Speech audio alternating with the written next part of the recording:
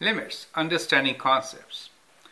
Limits of continuous functions by direct substitution. So as you know, to find limits in a continuous function, limit is actually the value of the function at that point. Well, let's see it. The first question here is limit of x squared when x approaches 3. So let's try to sketch this and then figure it out. So x squared function is something like this. And let us say that this is the point when x equals to 3. Right? And let's say this point is 3 and 3 squared is 9. So this point is 3, 9.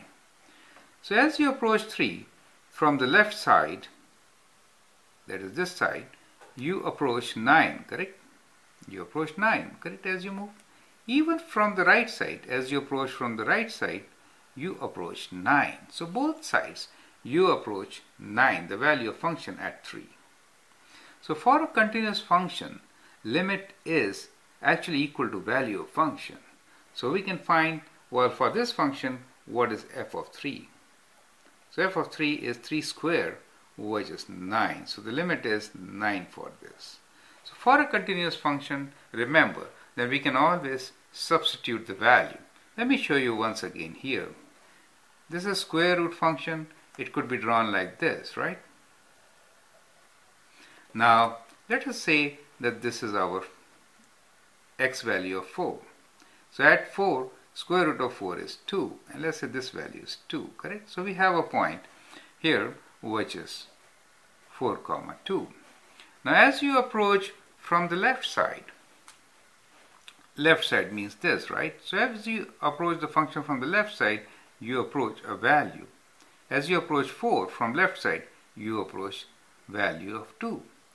Similarly, as you approach from the right side, you also approach the value of 2. And therefore, the limit of the function from both the sides is 2. So we can write like this. We can say, well, the limit of this function when x approaches 4 from negative side is equal to of x is equals to 2. And limit when x approaches 4 from positive side for square root x is also 2. And therefore, limit of this function when x approaches 4 for square root x is 2. So from both sides, we see it is same as the value of function. So for a continuous function, it is important to understand that limit at a point is equals to value of function. And we want to find value of function at x equals to 4. So we can always substitute this value here and we get 4 square root, which is 2. So that is our answer. So remember that. And I've taken 4 examples here purposely. There are different kinds of functions, right? And what is this? Limit of pi when x approaches 0. That is a problem which I've seen students making a mistake. They will write x equals to 0 and they'll write answer as 0.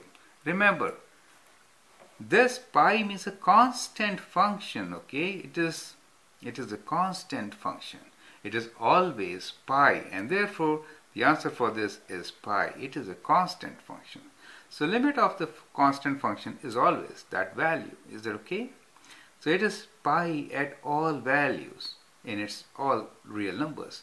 So whether x approaches 0, 10, 100, 1000, whatever, okay? So the answer is pi. And in this case, as we learned, 1 over x is continuous except for at x equals to 0. So it does not have limit at 0. 1 over 0 is undefined, correct? So we have a video explaining why 1 over x does not have limit at x equals to 0, but it has limit at every other point, correct?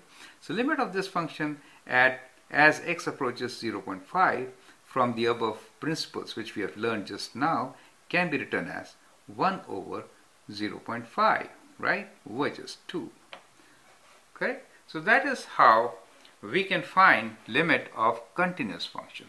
Another way of looking into this is something like this. If it is very important, if limit when x approaches a of f of x is equal to f of a, then the function is continuous. Then the function is continuous. Remember that. This implies that f of x is continuous